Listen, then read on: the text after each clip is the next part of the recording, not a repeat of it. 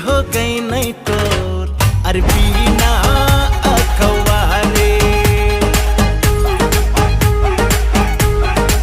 लरंगी लटाती हो गई नहीं तो अरे बीना अखबारे लरंगी लटाती हो गई ना मोर अरे बीना अखबारे शिकारी मोर सैया रे अखियां से करे शिकार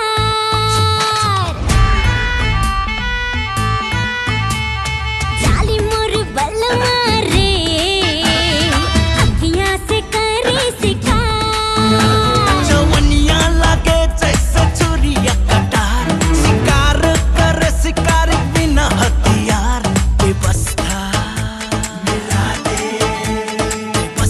मिलाते सरकार लवरिया जवान हो गई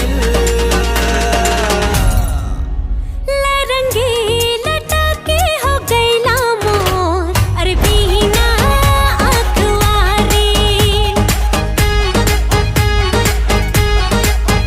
लरंगी लटाती हो गई नहीं तो अरे बीना अखबारे लरंगी लटाके हो गई ना मोर अरे बीना अखबारे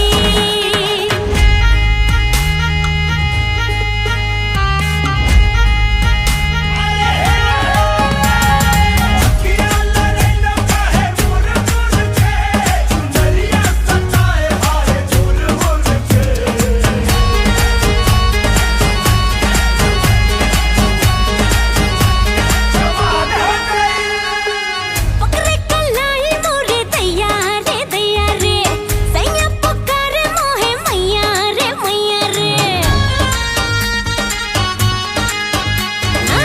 पकड़े कलाई मोरे दैया रे सैया पुकारे मोहे मैया रे सर्दी में गर्मी बढ़ाते हैं लोग कातिल अदा से मुआते हैं लोग बिना हथियार हलाल कर दे लो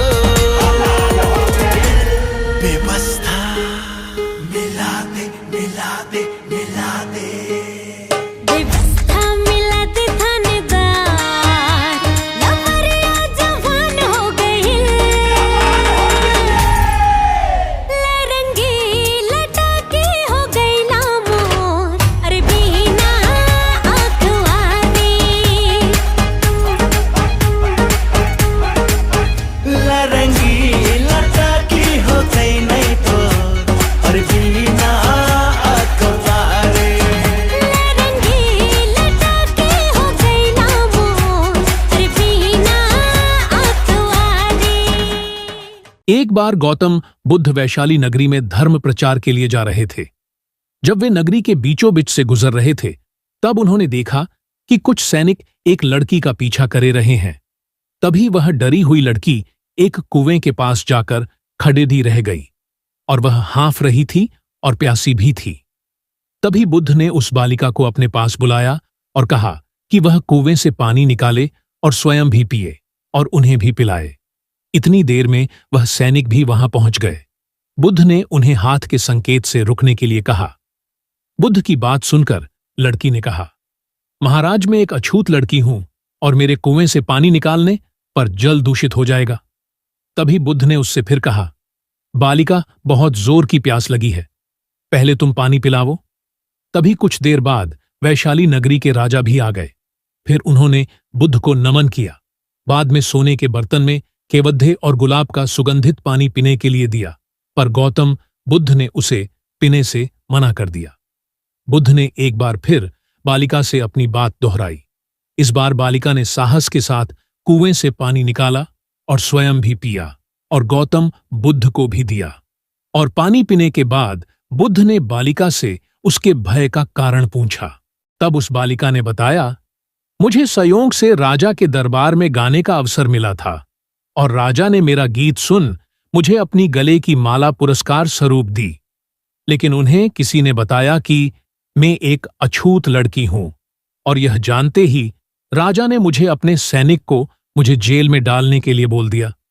मैं किसी तरह उन सैनिकों से बचकर यहां तक पहुंच गए और आप मिल गए। इस पर बुद्ध ने कहा कि सुनो राजन, मैं चाहता हूं कि आप मेरी इस शब्द को हमेशा याद रखें।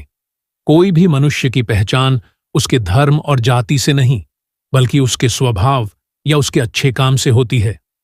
जिस बालिका के मधुर कंठ से निकले मधुर गीत का आपने आनंद उठाया, उसे पुरस्कार दिया, और जिसके कार्य इतने अच्छे हों वह अछूत हो नहीं सकती, और उस बालिका के साथ नीची सोच और छोटे कार्य करके अछूत होने का परिचय तो आपने दिया है।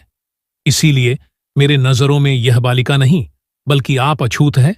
तभी राजा बुद्ध के सामने शर्मिंदा होने के अलावा और कर भी क्या सकते हैं। उन्होंने बुद्ध से क्षमा मांगी और वह से चले गए। सीख: इस कहानी से हमें यह सीख मिलती है कि कोई भी इंसान अपने कार्यों और कर्मों से बढ़ा बनता है, बल्कि अपने धर्म या जाति से नहीं।